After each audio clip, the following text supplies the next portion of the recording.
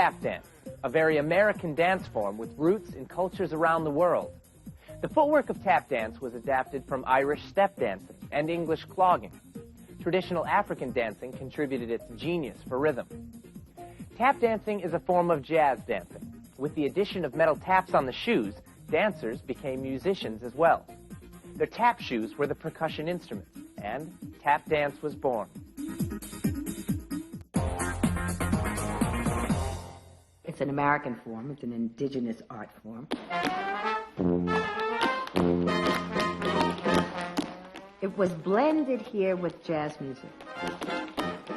The Irish and the blacks, primarily, probably contributed the most originally because they danced together. They used to compete together. They challenged each other. The Irish brought the footwork. The Africans brought the rhythms and a certain kind of shuffling that was different. A lot of tap dance really developed in a social improvisational context where dancers would, just on street corners or in a dance hall, compete to make up steps. There was always someone playing the piano, and they would teach each other steps and steal steps from each other and work on routines and jam together.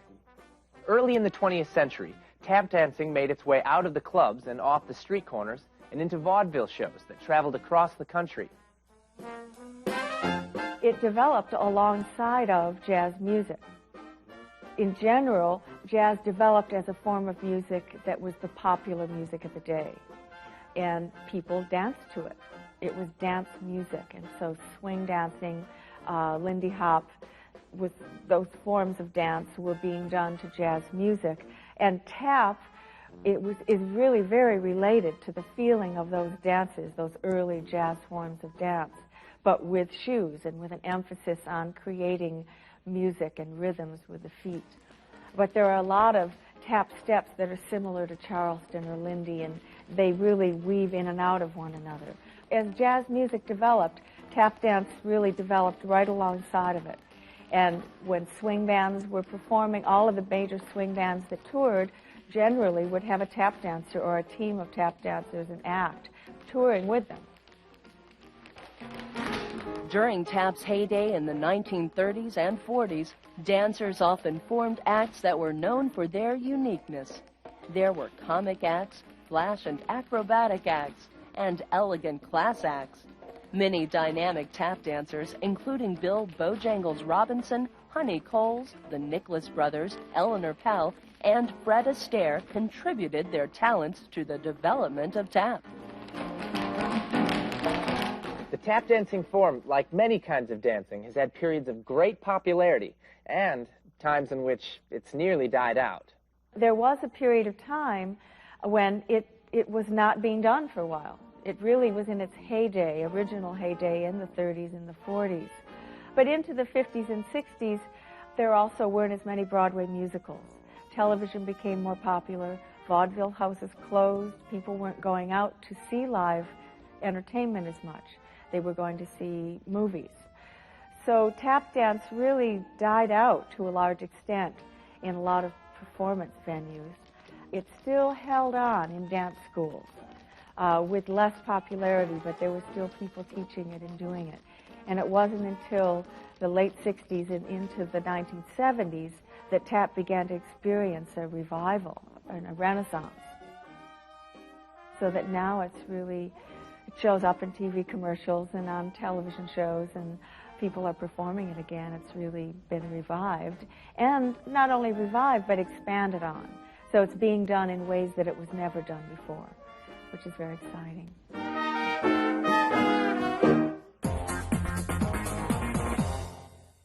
Tap dancing is a form of jazz dancing. Now, a good tap dancer will learn all the things that a jazz dancer learns, in addition to learning how to play her instrument. And the musical instrument of the tap dancer?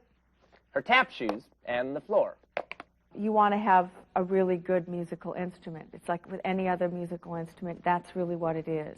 And this is half of the instrument. The floor is the other half. The taps are metal. These are aluminum taps, and there are screws in them. These ones have one screw, but sometimes they'll have 3 or 4, and the screw holds that in place. So depending upon the kind of shoe you're wearing, the kind of floor you're dancing on, or even sometimes the particular dance or the other instruments you're working with, you might want a particular sound. Tap technique combines the techniques of a jazz dancer with the techniques of a percussionist. The dancer must train the whole body to play the tap instrument, with a focus on manipulations of the feet. Tap dancers have a vocabulary of steps that make many different kinds of sounds. Steps like the tap, scuff, riff, dig, brush, shuffle, flap, paddle and roll,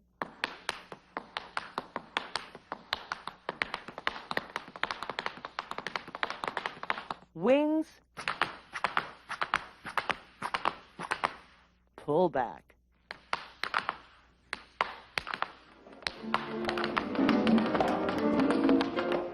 It is like a vocabulary of words. You put those sounds together to create steps. You put the steps together to create phrases of movement and music, and then you put those phrases together to create a whole dance. So it's kind of like building words and sentences and paragraphs, and then you tell stories with your feet. The technique of learning steps is a part of the physical training of a tap dancer. And, as in jazz dance, there is not only physical technique, but musical and improvisational technique as well. Tap dancers also develop the ability to isolate separate parts of the body. This lets them play one part against another. Tap dancing also borrows the idea of syncopation from jazz music. Syncopation means giving an unexpected stress to a familiar rhythmic pattern. Syncopation is a very exciting thing in jazz. And what's exciting about it is that it always gives us surprises. Instead of a constant, regular, rhythmic pattern, there's surprises that jump in all the time, whether it's musically or physically. And that's part of the spark that's in jazz music. I don't know, Raleigh, you play something that doesn't syncopate and then does syncopate.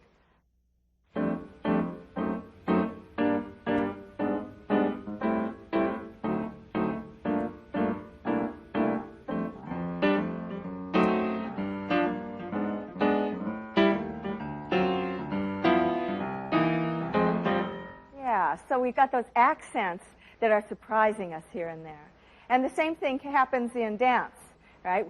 A jazz dancer, whether they're wearing tap shoes or not, also uses syncopation. So I can use syncopation in my body, I can do something very regular with my body, or I can put surprises in there that syncopate it. I can do that in tap. Something very even.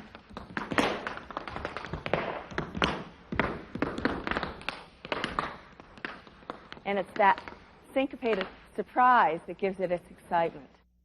Tap dancing often uses improvisation as part of performance.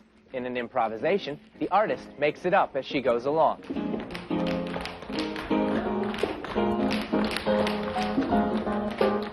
In jazz music, the musician lays down the basic melody, then improvises off of it.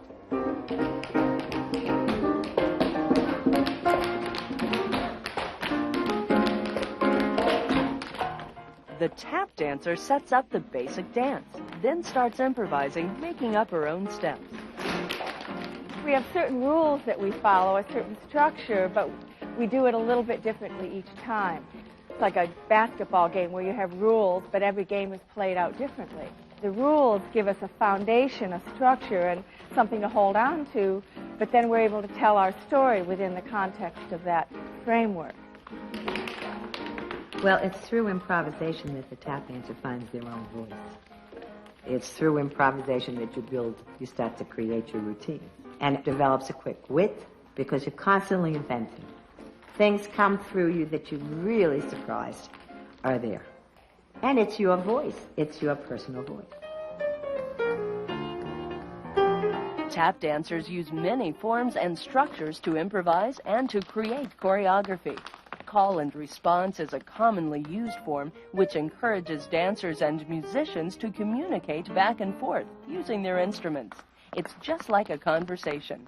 In jazz music and dance, this is called trading.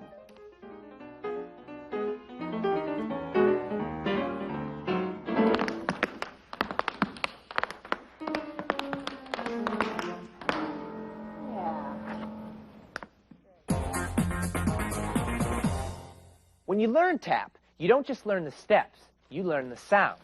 And the sounds are put together in notes and phrases, like a musical composition.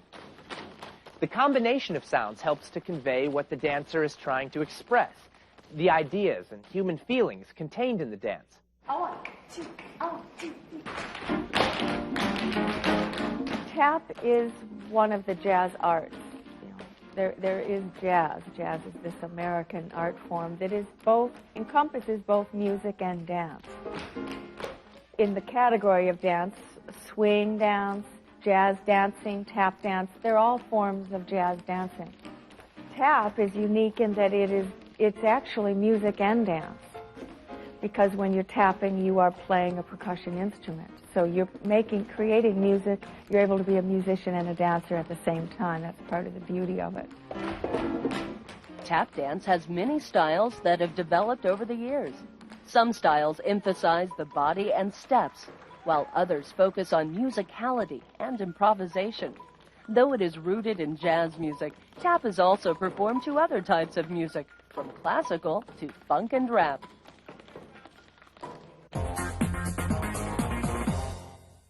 We know that tap dance developed when African percussion blended with clogging and step dancing. Some of the oldest forms of percussive dancing were born in Europe, including English clogging, Irish step dancing, and the Spanish flamenco.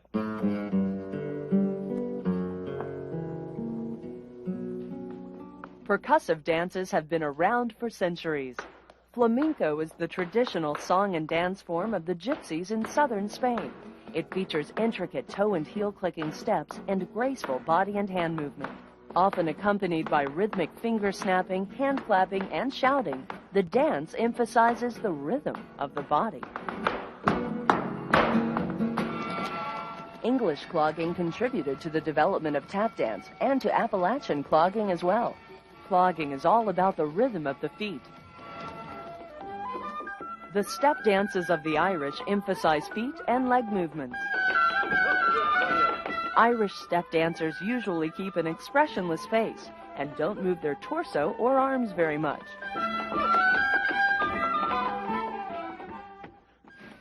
The art of percussive dance continues to grow and change. Body percussion artists draw from the dances of cultures all over the world to express the rhythm of the body. It was probably the first music and dance before people were hollowing logs and slapping rocks. They were probably clapping and stomping and grunting to express their music and dance ideas. In Morocco, there's different styles of kind of clapping, kind of parallel fingers, beating the chest and singing, so you get that vibrato. And throughout the South Pacific Islands, there are lots of songs, a lot of women's songs involving clapping, playing the chest or the thighs and singing. So there are lots and lots of body musics in the world. Learn more by tapping the following on your keyboard: www.ket.org/DanceSense. It'll probably continue to have lots of influences on it, and hopefully the culture-specific styles will remain strong and intact. But it's kind of wide open.